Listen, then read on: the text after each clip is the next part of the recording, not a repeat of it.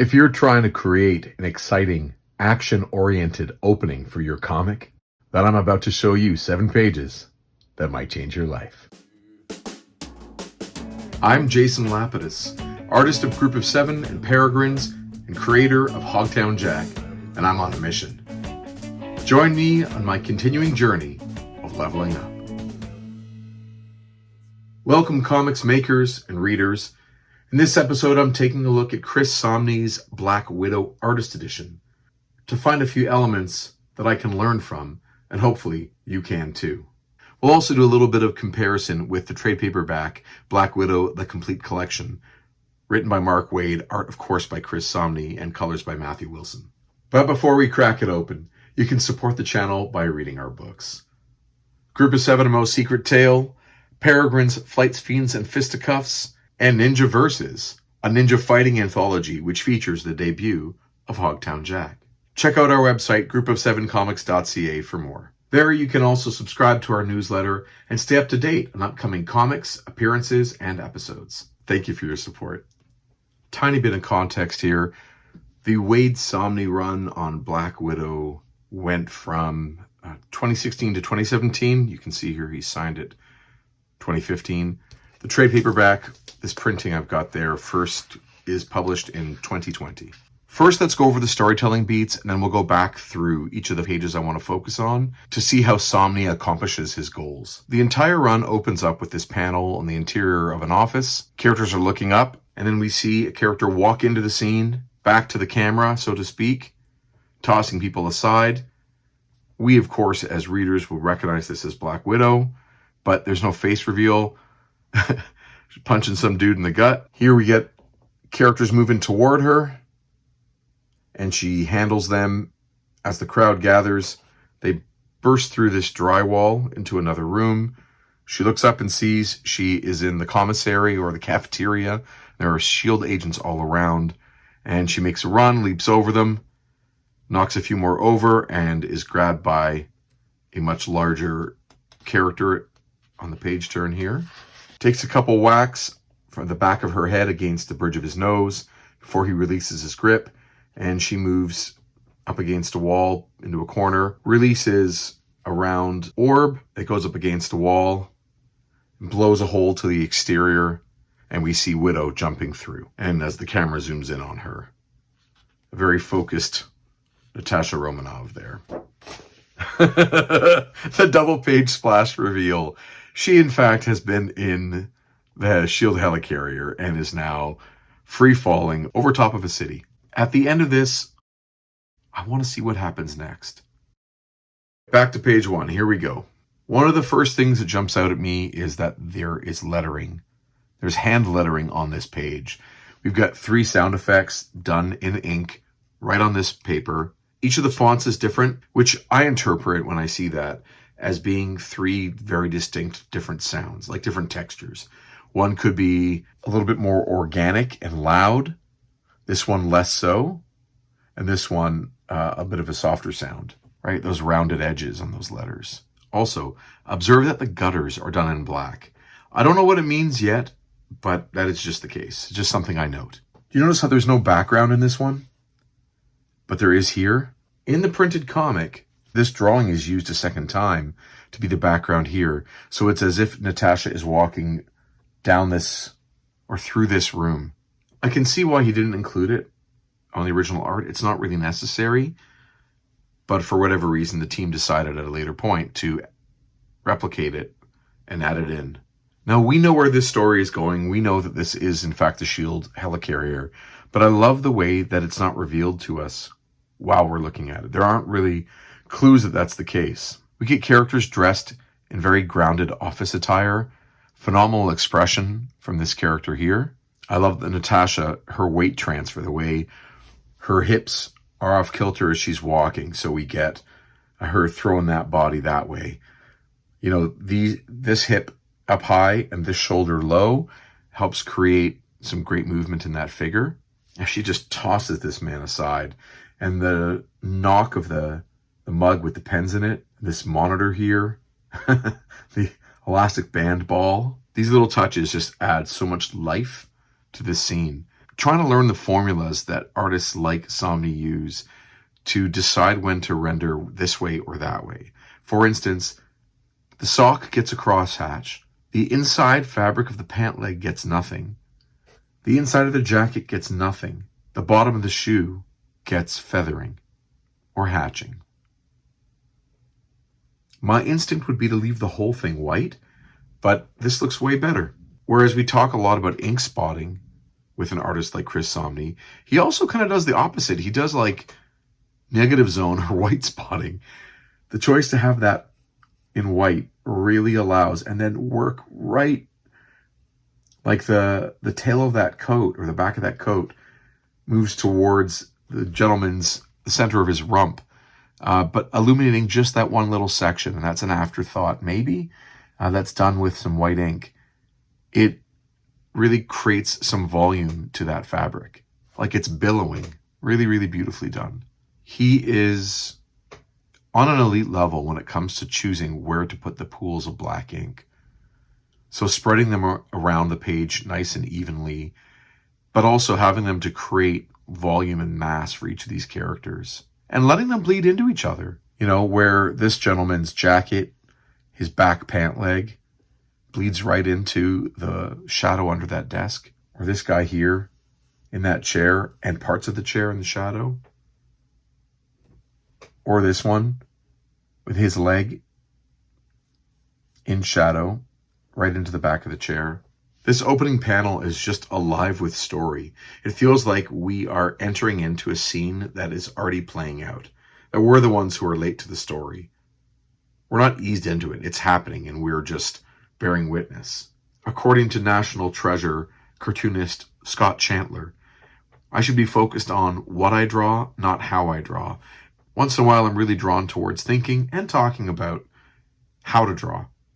And Samnee's choice is, again, to do this elaborate cross-hatching to create that texture of that office chair backing, as well as this gentleman's pants, here too, and cross-hatching on Widow's inner left thigh, the edge of her chest, and the edge of her ribs and obliques right there. I find it fascinating to like illuminate that in this fashion. Her attire gives the design option of having this sort of rim highlight, but once in a while Samnee pulls out this feathering or hatching to give a secondary minor illumination to another part of her body. I find it very effective, and I don't know if I would know when to make it. So here we get the first good look at Widow, but this amazing black line is pointed right at our main character.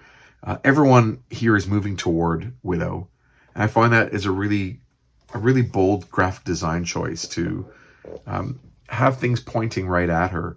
So she's framed beautifully by the other characters, and we're drawn right to her. So if the eye happens to wander, it just bounces you back up. The gap between this guy's face and her elbow, as she's also kind of maybe winding up for another punch, but we can just see his head shooting back as she hits.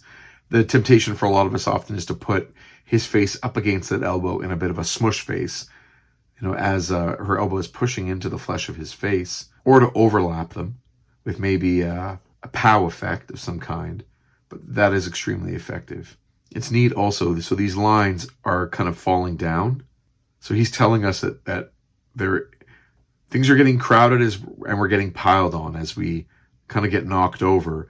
But at the same time, look where she ends up being piled on as she's knocked over. The stark blacks against the whites. And they burst through the wall. And this to me reads as drywall. And I find that actually kind of remarkable, that he's able to, with such a small amount of detail, Samnee is able to communicate, at least to me, that it is drywall. And I could be easily misreading it and imposing my own bias, like my own reading bias onto what I'm seeing. But that's what I see. And this is the bottom side of a table with gum stuck on it. Great little touch. And then we get a bit of a moment of pause to catch our breath. It pans out and we see that she is in a crowded room all of a sudden, and love the render on that face. There is virtually no detail, just leave the nose out of it. We'll see that a couple times here as well. I love that artists like Samnee, and many others come to mind, like Toth, of course, and Cook and Bruce Timm, Mignola, they all have that other gear of like, this is how I render a character who's very far away. So this face, I wonder if editorial had a problem with it because it's changed. It's redrawn for the printed copy.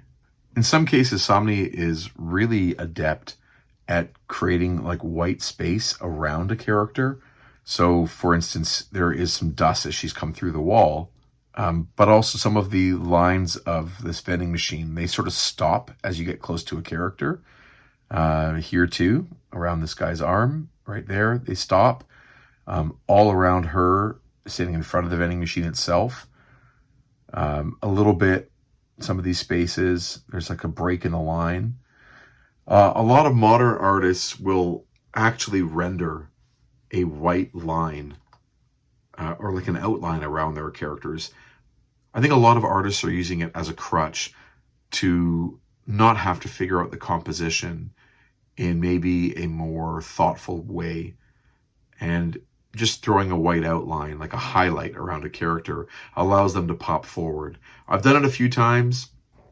It is very effective. I'd like to believe that there's always another way to do it using better design, better composition. And I'll continue to strive toward that. And if you do see me putting a white outline around characters, either I figured it out too late and I am using it as a crutch, or maybe I've changed my mind on that and realize it's a better position. Who knows? As Widow is running through the commissary, she jumps up and over this guy here. This leg is in focus and this leg is blurred. I think that's great. Really good communicating. You get your action shots as she goes through the next group, and then she is restrained by an incredibly big figure. Neat to see he also has got his action lines here, or speed lines. And in the printed version, those are colored, but he's making his decisions to do everything in black and white. I don't know, there's no note on it saying, hey, colorist, please deal with that. But I guess he's leaving the colorist some room to make some of those decisions. Drink. Having these big block letters are really effective also to put some white behind these two characters in black. 5 panels here of headbutt between her and the guy who's got a grip on her. So she's smacked the guy once with the back of her head. And that leaves a little bit of room for him to say something now. Sort of say, hey, no big deal, that didn't hurt. And then she gives him one more really good one, breaks the nose, and off he goes. Again, hand-drawn sound effects. Samnee is also using some, comics language here, some cartoon code. Like they both are seeing spots a little bit for a few seconds. She's at gunpoint, no more messing around, you better stop. And looks like she's passive, catching her breath. And of course, on the other side of her body that we are privy to, smartly just done graphic design, putting white against black, she has a small orb that she's about to use. Her open hand as she's dropping that orb on the ground, and it rolls. And this shadow here in that direction tells us that there's a wall there, and it's going up against the wall. And then the explosion from the exterior. Here we go. That panel really sells us on the idea that it's an office tower. As then we see her bursting out of that explosion, and the camera continues to zoom in on her. Closer, closer, and closer again. Great speed lines here. Really works in black and white. Done in color in the comic. And I'm very struck by this choice to render her, again, with this feathering and hatching.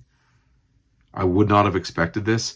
It adds an element of dirt and grit to her, which is very fair. She's just gone through an explosion.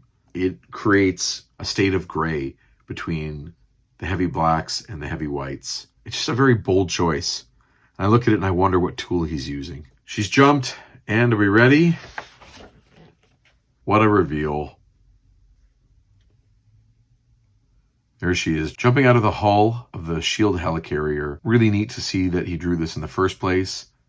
And again, those heavy blacks and whites. And he's rendered the logo right on the page. So bold. Compare this horizon line and the edges of the clouds in this version with the version of the printed comic. At the end of this, what happens next? When you get to this point, 7 pages into this comic book, that is my prevailing thought. And that seems like a total victory from Samnee and Mark Waid. If you're working on an action comic and you're wondering how to start your story and get your reader asking, what happens next?